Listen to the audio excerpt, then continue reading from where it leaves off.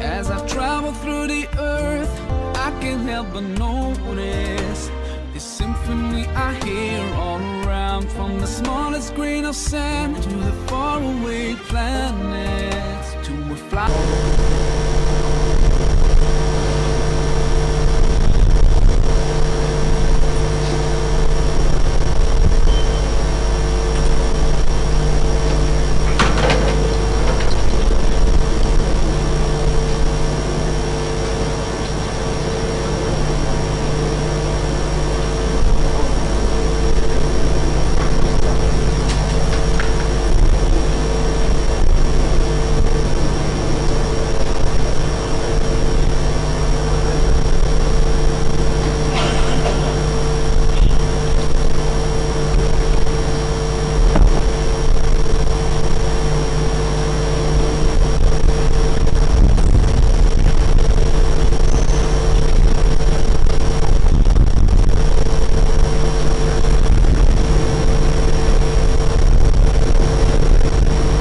Surat 677.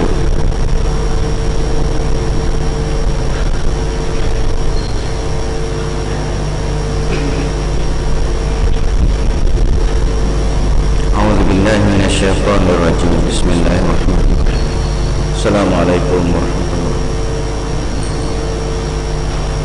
Tiga macam tidur yang dibenci oleh Allah, dan tiga macam tertawa yang dibenci oleh Allah.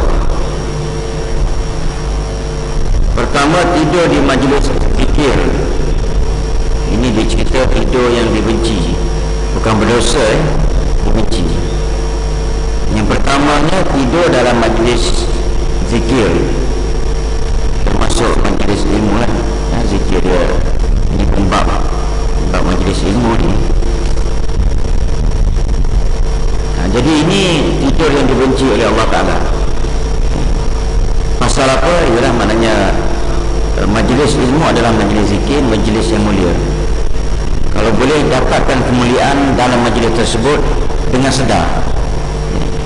Jadi kalau kita tertidur, itu tidur masuk di sini ialah kadang-kadang orang panggil tidur kerana perangai, dan tak cuba pun nak lawan.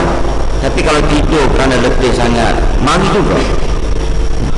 Balik kerja pukul 6.30, pukul 7 maghrib, ya, ataupun 7.30 sekarang, balik 6.30 ataupun sampai pukul 7, ya. Tapi oleh kerana naknya kepada majlis ilmu tu, niat dia ikhlas tu, letih pun mari juga. Bila mari, tak ada apa, dah letih kan. Maknanya tertidur dalam majlis ilmu, iaitu Allah Ta'ala masih lagi mulia. Tapi waktu ni perangai, mari tidur, mari tidur. Tiap hari tidur tu bukan dia dah, bukan letih dah. Jadi iaitu dibenci dah, bukannya berdosa, dibenci. Sebab saya terpaksa ulaskan begitu, sebab kadang-kadang orang yang jujur dalam menuntut ilmu ni memang dia mari dia tak boleh lawan. Perangai dia tu perangai tidur. Ada juga jenis bukan kerana dia nak memperlekeh majlis ilmu, tetapi dia tu nak pada majlis ilmu, nak menuntut ilmu, tapi bab tidur dia tak boleh nak elak. Bukan kerana letih juga, kadang-kadang dia punya passion dia, tapi dia tetap meraihkan majlis ilmu. Maka orang macam ni anak ada perhati.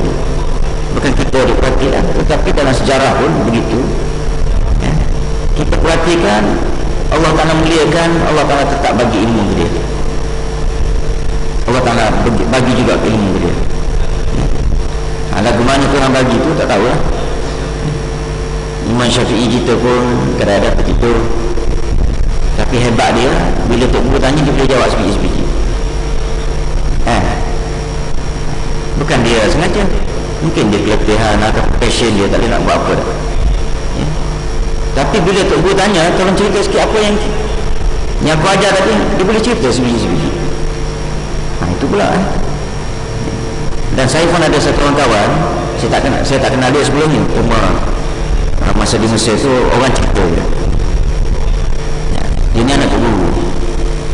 Ramai-ramai anak Tok Guru itu bukan Tok Guru ni asli, namanya Tok Guru di Kelantan, salah seorang Tok Guru di Kelantan.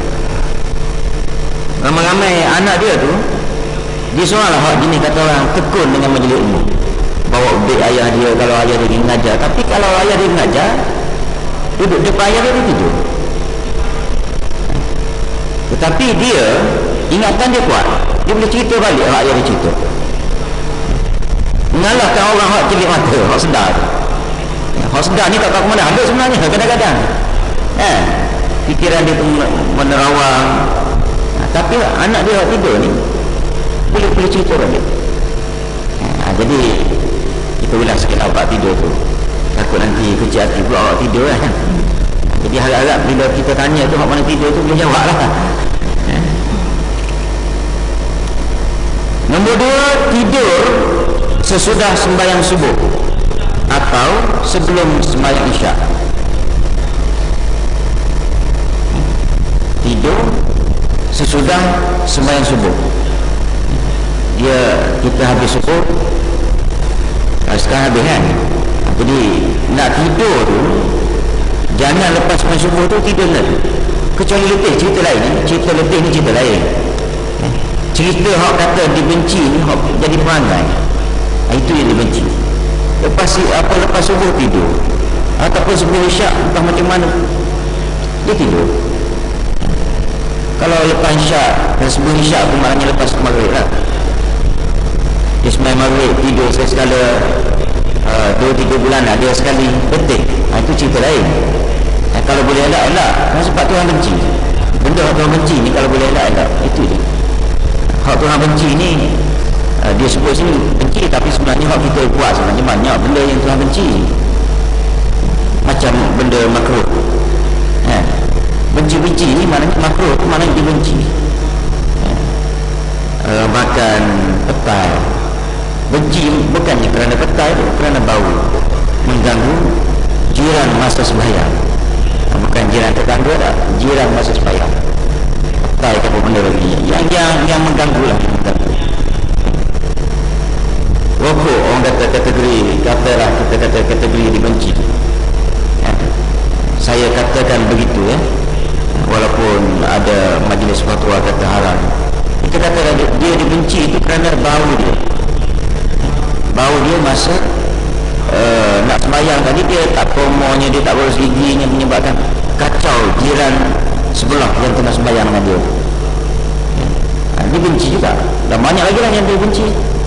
Masa ambil sembahyang, masa sembahyang banyak benda makruh yang kita dah belajar. Jadi benda tu kalau boleh dia hendakkan. Jadi status tidur dalam majlis zikir atau majlis ilmu makruh. Itu sedang cerita supaya mudah faham.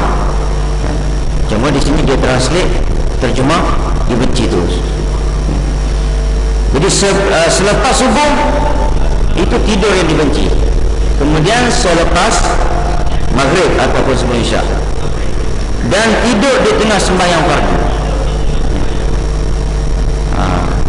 Ada. Saya sekali ada pun. Ada saya kadang-kadang terperasan juga lah jenis. Dia boleh berdengkur tu kan sembahyang. Tak tahulah, dia tak tumbang lah tu. Kita kalau dah tu tumbang lah. Kalau berdengkur dia tak tumbang. Itu terror dia. Jadi boleh jadi kerana latihan dia dia boleh okey. Jadi itu dibenci juga lah. Dan tidur di sini bukanlah bermaksud tidur yang macam tengah kuliah ni dah. Tidur tengah sembahyang ni biasalah. Biasanya dia terlelap sekejap. Kalau tidur macam kita ni dia tumbang. Dia akan berapa. Baik. Dan tertawa yang dimurkai oleh Allah, pertamanya tertawa di belakang jenazah ketika menghantar jenazah. Sebab tu kalau tak kuat masa nak hantar jenazah tu, jenis kata orang tak ada jenis orang panggil jenis takut Tuhan, dia tak payah hantar. Maknanya di sini tuan-tuan, ketawa masa hantar jenazah ni dibenci oleh Allah Ta'ala. Awak nak hantar orang mati, awak kena ingat lepasnya awak mati. Nak tunggu awak ingat pada mati ni, time bukan menghantar jenazah, tak mari. Sepatutnya bila orang mati ada di hadapan kita kerana kita sembahyang, Lepas tu kita hantar dia, lepas tu kita tanam dia. Sepatutnya time tu daripada dia mati, nak mandikan dia tu, time tu awak ingat pada mati. Sebab ingat pada mati ni akhiyasun nas, manusia yang paling cerdik nanti kata. Sekurang-kurangnya bila ingat pada mati tu berasa nak bagi sedekah ke, nak jadi baik ke benda. Jadi time sepanjang tempoh orang mati sehingga ke dia tanam, time tu kalau boleh awak jagalah perilaku awak. Jangan dia banyak ketawa masih lagi bergurau. Kadang-kadang hantar orang jenazah masih lagi atas kubur pun isau ukuk. Cuba kita ambil isau ukuk tu haram pula. Tadi saya kata makruh. Cuba ambil, cuba yakini dengan keputusan para ulama sedunia, ukuk tu haram. Takkan benda haram kalau awak nak buat juga atas kubur. Mengiringi jenazah pun isau ukuk. Jadi itu kita ambil dah satu masa, time-time orang mati itu ingat mati. Kalau Nabi benarnya ingat mati ni sepanjang masa, tapi dah tak boleh ajar. Tengah kerja tak ingat pada mati, tengah bersama dengan anak bini tak ingat pada mati. Macam Hanzalah kata, ya Rasulullah, ringkas cerita lain, bila dia kata nafaqah Hanzalah, telah menafiqlah Hanzalah, dia berteriak sampai Sayyidina Umar pelik, Sayyidina Osman pun pelik, Umar, Abu Bakar. Dia kata macam mana Hanzalah boleh menafik? Dia sendiri kata dia menafik. Sampai dia jumpa Nabi, dia kata, ya Rasulullah, dia kata, aku kata lagu tu sebab aku duduk dalam masjid depan kau, aku ingat Tuhan, aku ingat mati. Tapi bila balik bertemu dengan anak bini aku lupa. Dia menceritakan masalah tu. Jadi nak ceritanya kita ni tuan-tuan, dia pejabat, tentulah kita lupa masa cari makan. Kemudian masa bersama dengan anak bini, balik kerja lepas isyak, lepas main isyak sini, kita lupa. Jadi takkanlah time ada orang mati, kebetulan ada orang mati, cuba set dalam minda kita, time ni lah aku nak ingat Tuhan, nak ingat mati.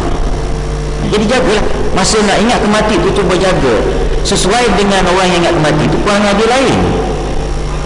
Kalau jenis isap okok juga, kemudian hak perempuan mengiringi jenazah ayah ke mak ke apa benda mati, tak pakai tudung juga, itu bukan perangai orang ingat pada mati. Jadi benda ni simple je. Kita punya macam mana kita nak manage, nak urus diri kita supaya jadi hamba Tuhan yang terbaik. Ambil sekali-sekali pun tak apalah.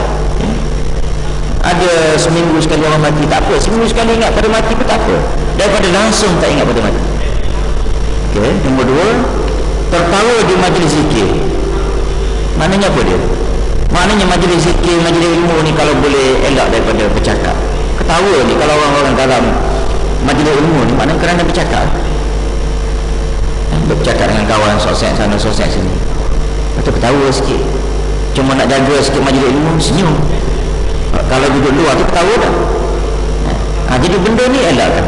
Tuhan benci ketawa yang jenis orang panggil skala, yang ialah maknanya kadang-kadang penceramah ada joke ke benda, itu cerita lain. Itu nak menyegarkan majlis. Kalau tak buat lagu tu jadi ngantuk. Jadi itu kesegaran tu, itu terserah kepada kebijaksanaan. Maknanya orang panggil pengajar. Kalau dia straight, mungkin maknanya masa ceramahnya masa ceramah atau masa kuliah 45 minit, sejam straight, habis siap orang tidur. Jadi bila orang nak tidur, bila orang tidur tak boleh nak bawah juga. Orang baru balik kerja sampai rumah pukul 7, pukul 7.30 bagi masjid nak dengar kuliah. Penceramah pula straight. Jadi kalau orang mengantuk itu tak boleh nak marah orang. Yang ketiganya, ketawa di atas kubur. Macam tadi lah yang saya ulas saja. Bismillahirrahmanirrahim. Alhamdulillah. Wassalatu wassalamu ala asyrafil anbiya. Allahumma ighfir lana